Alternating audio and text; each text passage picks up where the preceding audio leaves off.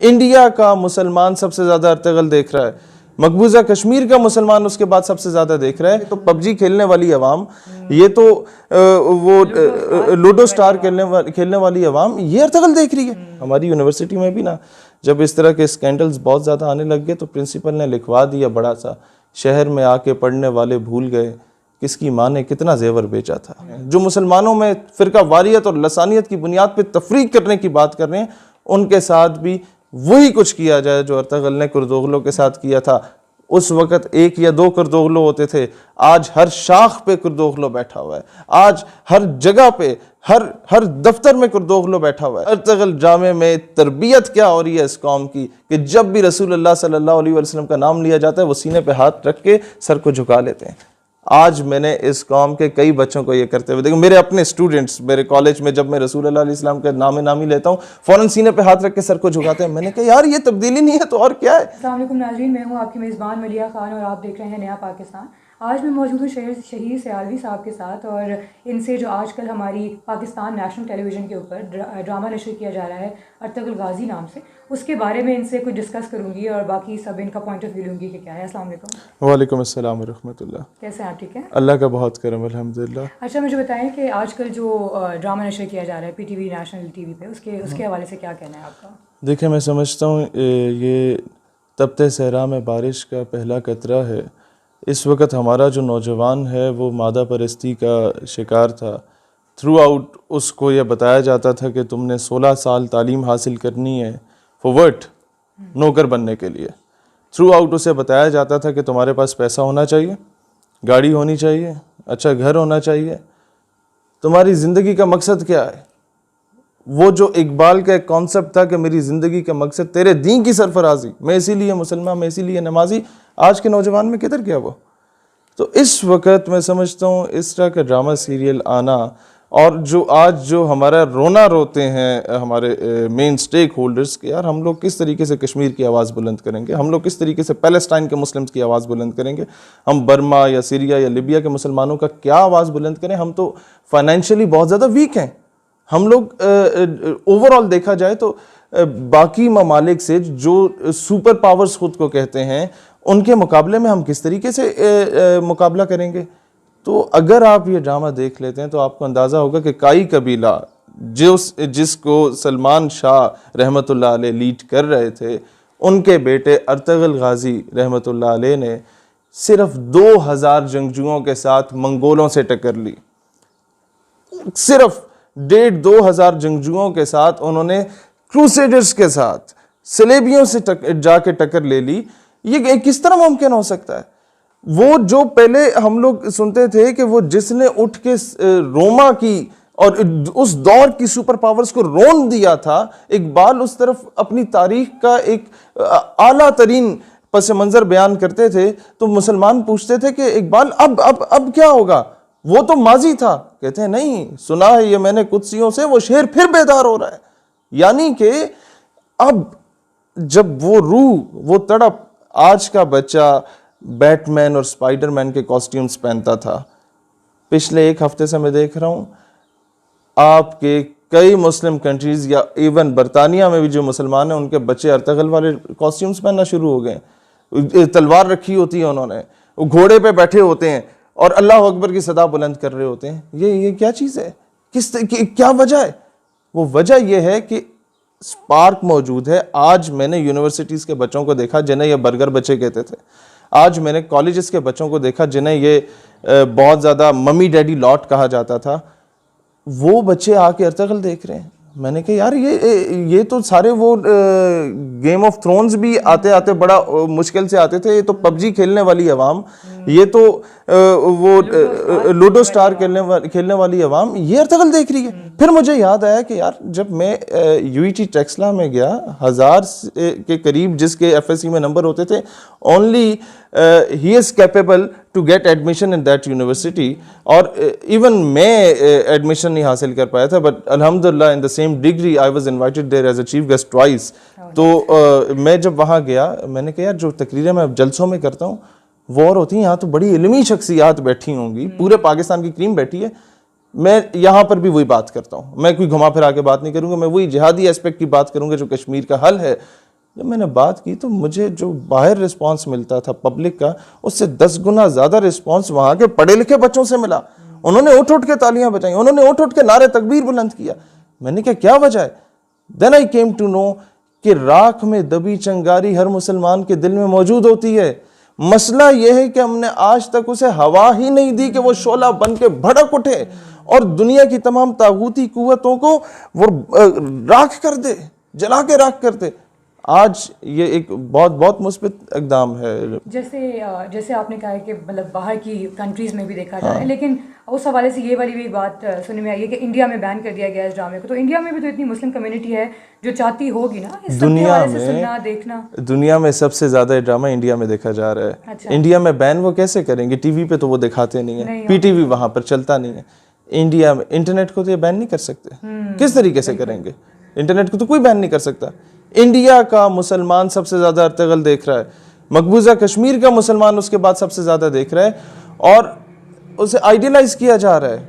और ये आप देखें, ये एक बहुत बड़ी तहरीक को जन्म देगा। आपका मीडिया रोल प्ले करता है कौमों की तरबियत का। आज से पहले जो मीडिया ने रोल प्ले किया, मीडिया पे आके खुला के तरीके बताए जाते थे, तलाक के तरीके बताए जाते थे, बेटी और बेटे को समझाया जाता था कि माँ बाप से बदतमीज़ी कैसे करनी है, उनकी बराबरी में आके उनकी आंखों में आंखें डाल के किस तरह बताना है कि जी तुम तो अनपढ़ जाहिल गवार हो, हम बहुत ज़्यादा पढ़ लिख गए हैं। ये भूल जाना कि उसी माँ ने जेवर बेच के तुम्हें तालीम दिलवाई थी। ये भूल जाना कि उसी माँ ने और उसी बाप ने जो एक ही भैंस या गाय उसके घर होती थी वो बेच के तुम्हारी सेमेस्टर फीस फुल की थी। वो हमारी यूनिवर्सिटी में भी ना, जब इस तरह के स्कैंडल्स बहुत ज़्यादा आने लग गए तो प्रिंसिपल ने लिखवा दिया बड़ा सा, शहर में आके पढ़ने वाले भूल गए किसकी माँ ने कितना जेवर बेचा था। आज मैं समझता हूँ कि एक बहुत बड़ी तब्दीली आ रही है हमारे इस पूरे सॉरी मैं आपकी बात काट, लेकिन वो ऐसे ही मैं कुछ पूछना चाही थी कि जैसे वाकई हमारी यूथ बहुत चेंज होगी इसके बाद। इंशाल्लाह। ये जो चैनल, ये जो भी ड्रामा है जो नशर किया जा रहा है, उसको देखने के बाद उसको अप्रिशिएट तो हम सब कर ही रहे हैं। वो उसका अप्रिशिएशन का सबसे बड़ा सबूत यह है कि उसको देखा इतना जा रहा है। तो इसके बाद जो चेंजेस आएंगे हमारी यूथ में और इसके बाद जो हमारी यूथ एक्चुअल मुसलमान बन के निकलेगी, उस हवाले से देखिए मैं आपको थोड़ा सा ये समझाना चाहता हूँ। आज से पहले बच्चा वो पैंट उसकी नीचे होती थी और कमीज़ के बटन्स उसके खुले होते थे, बाइक पे सिलेंसर के बगैर वो दौड़ा रहा होता था, लोगों की माएँ बहनें बाजार से गुजर रही होती थी, उन पे वो सीटियाँ बजा रहा होता था, नारे कस रहा होता था। क्या था? उसका रोल मॉडल और उसका हीरो शाहरुख खान होता था, उसका रोल मॉडल और उसका हीरो सलमान खान, अमिताभ बच्चन होता था, जिन्होंने फिल्मों में यही कुछ किया। ठीक हो गया? अच्छा, अब मीडिया आपकी तरबियत करता है, मीडिया ने पूरी कौम को बनाना होता है। आपको याद होगा हम लोगों के बचपन में पीटीवी पे सुबह तिलावत होती थी, कौमी तराना होता था, हम घर के 5 अफराद होते थे, वालिद साहब और हम सारे, हम खड़े होकर तराना सुना करते थे और फिर दुआ होती थी, वो गिड़गिड़ा के रोया करते थे, फिर स्कूल जाते थे वो बस्ता पहन के। आज वो चीज़ें नहीं हैं। आज अगर ये दोबारा आया है तो वो बच्चा जो कहा करता था कि यार मैं सलमान खान बनूंगा, आप उसे अंदाजा होगा कि यार ये तो फिल्मी हीरोज हैं, असल हीरो तो डॉक्टर मनान वानी है, असल हीरो तो बुरहान वानी है, हमारी तारीख के असल हीरोज अगर हैं तो अर्तगल गाजी है। और अर्तगल ड्रामा ये असल नहीं है। असल चीज़ ये है कि अर्तगल एक वालिद था। अर्तगल की बेगम कितनी बहादुर और कितनी दिलेर औरत साबित होती है, ये माँ बाप ने किस तरीके से उस्मान गाजी अपने बेटे की तरबियत की। असल चीज़ तो बाद में है, ये तो छोटा बम है ना जो गिरा है, अभी तागूती कुव्वतों पे एटम बम गिरना बाकी है। किस तरीके से उस्मान गाजी फिर मैदान में आए, उनके बेटे, और किस तरीके से सल्तनत उस्मानिया की बुनियाद रखी गई। छोटे छोटे कबीलों को इकट्ठा किया गया माजी में, उनसे एक सल्तनत बनाई गई। उसके बाद किस तरीके से वो एक सल्तनत उस्मानिया का बुनियाद रखी गई। और फिर होता क्या था, जो सबसे मुनफरिद चीज़ थी, जिस तरफ इंशाअल्लाह हम लोग दोबारा जाएंगे, अल्लाह करम नवाजी फरमाए अपने हबीब के सदके, उस वक़्त सल्तनत उस्मानिया का अमीर जब उसे पैगाम मिलता था कि फ़लाँ मुल्क में मुसलमान बच्चे के साथ, फ़लाँ मुल्क में मुसलमान जवान के साथ, फ़लाँ मुल्क में मुसलमान बहन के साथ ज़्यादती हुई है, या उसे अगवा कर लिया गया, या उसे गिरफ्तार कर लिया गया, तो सल्तनत उस्मानिया का अमीरुल मोमिनीन या खलीफतुल मुस्लिमीन उस वक़्त ऐलान कर देता था और लेटर लिख के भेजता था कि आज से 24 घंटे के अंदर अंदर अगर ये जुल्म और बर्बरियत नहीं रुकती तो मुसलमानों के घोड़े आ रहे हैं। Ghazi Abdul Hamid of the same empire, उसके पास एक खबर आई, अखबार में उसने पढ़ा कि एक मुल्क है, वहाँ पर रसूलुल्लाह अलैहिस्सलाम के तौहीन आमेज तस्वीरों का कंपटीशन कराया जा रहा है। उन्होंने फौरन उस मुल्क के एम्बेसडर को बुलाया, सल्तनत के एक बादशाह ने बुलाया और कहा कि हम अमन के दाई हैं, हमें हमारा इस्लाम अमन का पैगाम देता है, लेकिन अगर ये कंपटीशन ना रुका, कल की अखबार में अगर मुझे खबर ना मिली तो मैंने अपना लश्कर तैयार कर दिया, हमने अपनी जान हजूर अकरम अलैहिस्सलाम के लिए रखी हुई है और हमने यहाँ पर क्या करना है। आज अगर बच्चा ये देख ले ना, आज हमारी कौम को जब ये सिखा दिया जाए, उसे पता होगा यार मेरे लिए मेरे माँ बाप, मेरे बहन भाई, मेरे माल औलाद से बढ़ के अगर कोई ज़ात है तो रसूलुल्लाह अलैहिस्सलाम की ज़ात मुबारक है। आज के बाद किसी की जुर्रत नहीं होगी हजूर के बारे में उल्टी सीधी बात करते हुए, क्योंकि उसे पता होगा कि ये सिर्फ मौलवियों पीरों का काम नहीं है, ये पूरी उम्मत का काम है हजूर की नामूस रिसालत का दिफा करना। ये चीज़ें हमें सल्तनत उस्मानिया से सीखने की ज़रूरत है। ये चीज़ें सीखने की ज़रूरत है कि दुनिया में उस वक़्त कोई मुसलमानों के ख़िलाफ़ हर्जा सराई भी नहीं कर सकता था, कोई शख्स मुसलमानों के ख़िलाफ़ किसी किस्म की प्लानिंग नहीं कर सकता था, क्योंकि उन्हें पता होता था कि इनकी एक सल्तनत मौजूद है। जैसे आज आप पाकिस्तान में बैठ के भी अमेरिका के बारे में उल्टी सीधी बात करने से पहले 100 बार सोचते हैं कि यार उनके टाउट्स तो हर जगह बैठे हुए हैं, यहाँ पे वो एक बड़ी सल्तनत मौजूद है, आपको कभी भी वो उठा के लेके जा सकते हैं, जिस तरह आफिया सिद्दीकी को ले गए। डर है, खौफ है। एक दौर में मुसलमानों का एक खौफ हुआ करता था, और हम इंशाल्लाह अगर इस पे अमल, एक होता है कि as a source of entertainment हम उसे देखें कि जी ये देखो ये किस तरीके से लड़ने, नहीं, इसको आपने तरबियत के एतबार से देखना है कि हम इस पे अमल पैरा होके किस तरीके से मजलूम मुसलमान जिनकी तिक्के बोटियां बर्मा में कर दी गई, उसके विजुअल्स आप अगर सोशल मीडिया पे चलाएं तो आपका अकाउंट बैन हो जाता है। वो किस तरीके से उनके साथ जुल्म किया गया, माओ के पेट से बच्चों को निकाल के उनके तिक्के बोटियां बना दी गई, उस जुल्म को रोका जा सकता है प्रैक्टिकली। किस तरह से? फिरका वारियत का खात्मा हो जब, किस तरह से? जब आपकी सफ़ों में गद्दारों का खात्मा हो। कुर्दोगलो का किरदार आप लोग अभी देखेंगे या कई लोगों ने देख लिया, सल्तनत में रह के जो गद्दारी करता है, जो पैसे की वजह से, जो हुकूमत की वजह से ख़ुद को इक़्तिदार में लाने के लिए मुसलमानों से बगावत का ऐलान करता है, मुसलमानों से गद्दारी करता है, उसके साथ क्या किया जाता है। मैं यही एक्सपेक्ट करूँगा अपने तमाम इस्लामिक कंट्रीज़ की लीडरशिप से कि सल्तनत में घुसे ऐसे गद्दार जो कि अमेरिका, जो कि इज़राइल, जो कि इंडिया के पेरोल पे काम कर रहे हैं, जो मुसलमानों का अमन ख़राब करने की किरदार अदा कर रहे हैं, जो मुसलमानों में फ़िरका वारियत और लसानियत की बुनियाद पे तफरीक करने की बात कर रहे हैं, उनके साथ भी वही कुछ किया जाए जो अर्तगल ने कुर्दोगलो के साथ किया था। उस वक़्त 1 या 2 कुर्दोगलो होते थे, आज हर शाख पे कुर्दोगलो बैठा हुआ है, आज हर जगह पे हर दफ्तर में कुर्दोगलो बैठा हुआ है। उसको किस तरीके से सदबाब किया जा सकता है, क्योंकि माजी में उसके अगेंस्ट उस तरह के एक्शंस नहीं लिए गए। मैं ओवरऑल इस्लामिक सिनेरियो की बात कर रहा हूँ, ओवरऑल इस्लामिक पर्सपेक्टिव से तमाम कंट्रीज़ की बात कर रहा हूँ कि आज आपके कंट्रीज़ के बड़े बड़े लोग इजराइल की हिमायत की बात कर रहे हैं। No one is there to speak for the innocent Muslims of Palestine. No one is there to speak for the innocent Muslims of Kashmir. And they're saying it कि यार ये तो एक पॉलिटिकल मामला है, कोई मजहबी मामला नहीं है।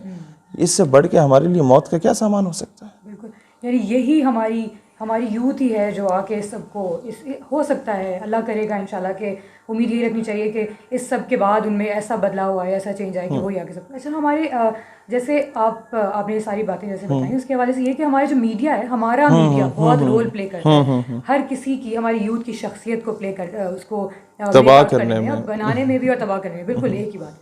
तो वो उसमें उसके हवाले से क्या ये ड्रामा भी तो हमारी मीडिया पे ही दिखाया जा रहा है? देखिए, पिछले 25 सालों में मैंने ऐसा ड्रामा नहीं देखा कि हमारे मीडिया पे दिखाया गया हो। अगर आया भी है तो ये डबिंग के साथ है, ना आने से बहुत बेहतर है। देर आए दुरुस्त आए।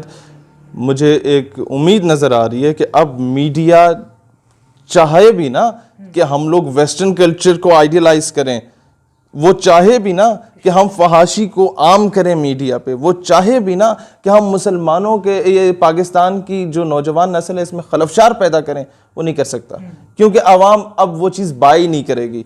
आपने देख लिया अर्तगल गाजी को, जब से वो आया आधी से ज्यादा कौम तो अर्तगल कर रही है, यानी अवाम का सिनेरियो ही चेंज हो चुका है, नंबर 1। नंबर 2, इकबाल रहमतुल्लाह अलैह ने वाज़े तौर पे बता दिया और ये कौम अब उस पे अमल करना शुरू हो जाएगी बहुत जल्द। और मेरा तो काम भी बहुत आसान हो गया कि जब से ये मोटिवेशन, पहले हमें मोटिवेट करना पड़ता था पब्लिक को, फिर उन्हें मैदान में लाना पड़ता था। मोटिवेट तो पब्लिक हुई है, सिर्फ मैदान में लाना है और अमली तौर पे हमने उनसे काम लेना for the sake of Islam in Pakistan, in order to defend Islamic ideology of Pakistan.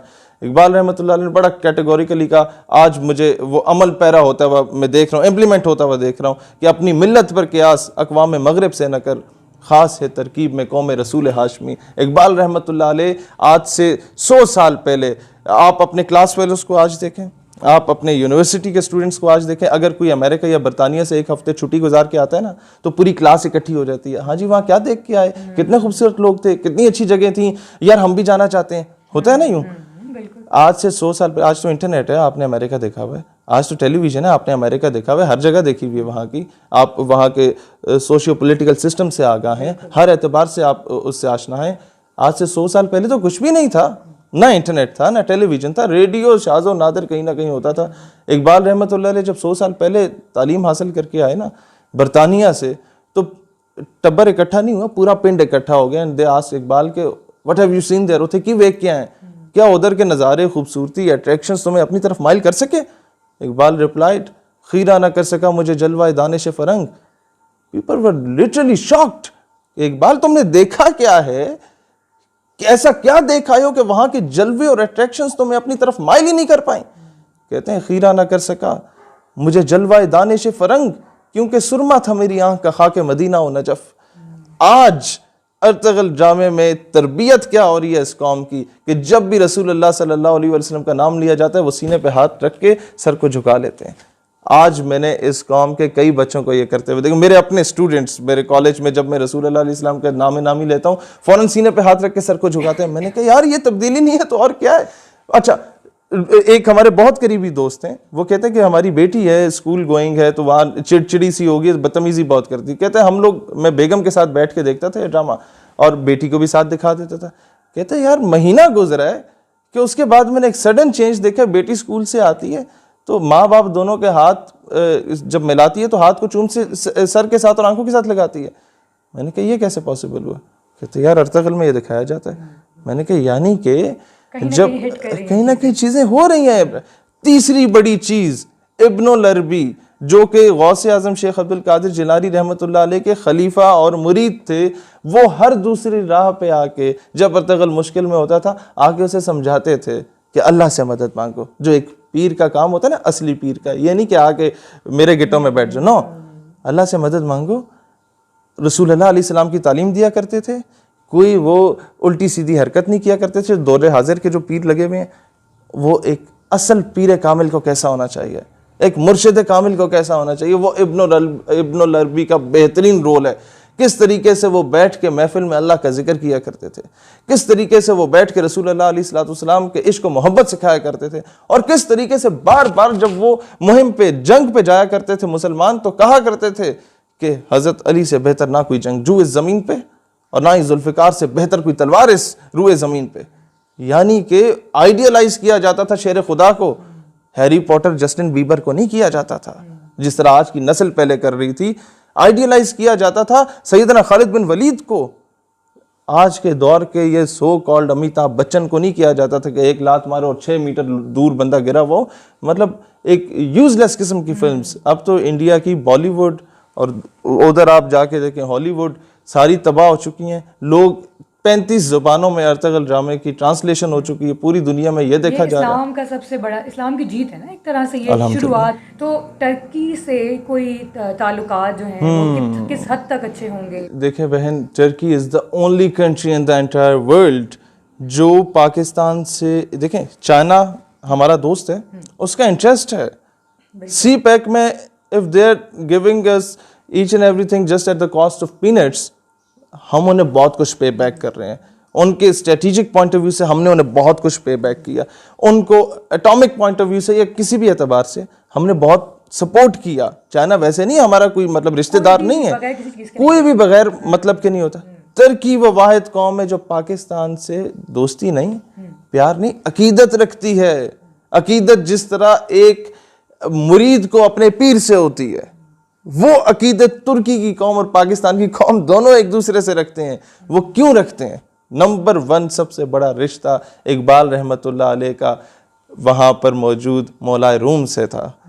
मौलाना रूमी की कब्र के साथ, उनके मज़ार के साथ अलामती कब्र अल्लामा इकबाल की बनी हुई है, हालांकि दफन तो वो इधर है लाहौर में बनी हुई है, कि शायद उनकी रूह आती हो अपने मुर्शिद से मुलाकात करने के लिए। नंबर 2, 1920 में तहरीक खिलाफत चली, पाकिस्तान बना नहीं था, बड़े सगीर का मुसलमान लुटा कटा हुआ था, उसके पास था कुछ नहीं, मिलिट्री एड नहीं थी। 1857 की जंग आज़ादी के बाद हमारे जो उलमा थे जिन्होंने जिहाद के फतवे दिए थे, उनके पर खच्चे उड़ा दिए गए थे, उनके कमीज़ें उतार के जिस्म पे कोयले वाली स्त्रियां फेर के ऊपर मिर्चें डाल के फिर स्त्रियां फेर दी जाती थीं। उसके बाद मुसलमानों का तो बहुत बुरा हाल हो चुका था। 1920 में मुसलमान के पास कुछ भी नहीं था और सल्तनत उस्मानिया पे जवाल आ चुका था। और जब वो जवाल आया तो बड़े सगीर का मुसलमान they stood up in the favour of Turkish Muslims, यानी कि कुछ ना होने के बावजूद भी ईमान की हरारत थी जिसने आपके आपस में जोड़ा हुआ था एक रिश्ते को। अब हुआ क्या, उस वक्त जब जवाल आ गया सल्तनत पे तो people came to Iqbal and they asked him कि इकबाल बताइए अब क्या होगा। उन्होंने कहा क्या मतलब क्या होगा? कहते हैं सल्तनत उस्मानिया टूट चुकी है वर्ल्ड वॉर के बाद, साजिश हो गई हमारे खिलाफ। कहते हैं नहीं, उस्मानियों पे कोहे गम टूटा तो क्या गम है, खून सद हजार अंजुम से होती है सहर पैदा, सुबह होने से पहले हजारों लाखों सितारों को अपनी जानों का नजराना देना पड़ता है, लाखों सितारों को कत्ल करना पड़ता है, तब जाके फतह का सूरज तुलू होता है। And the day is not far कि समझेगा ज़माना तेरी आंखों के इशारे। जिस तरह टीचर आके ज़रा से घूरती थी ना क्लास में, तो बच्चे को पता चल जाता था कि मैंने अभी कोई उल्टी सीधी हरकत नहीं करनी। जब कोई बड़ा आदमी घर में अम्मा अब्बा बैठे हुए हों तो उनकी आंखों का इशारा काफ़ी होता है कि बच्चा समझ जाता है कि अब मैं खामा उल्टी सीधी हरकत ना करूं, मेहमानों के सामने से समोसे उठा के ना खाऊं। इकबाल रहमतुल्लाह अलैह सेड कि समझेगा ज़माना तेरी आंखों के इशारे, वो वक्त दूर नहीं है देखेंगे तुझे दूर से गर्दों के सितारे, कि तू जिस सितारों की तरफ देख के अपनी किस्मत का हाल तलाश करने की कोशिश करता था, अब वो सितारे तेरे मुंतज़िर हैं कि मुझे बता क्या क्या क्या किस्मत लिखी जाए तुम्हारी। जी, thank you so very much. बहुत ही ज़्यादा अच्छा लगा आपसे बात So करके kind. इस सब के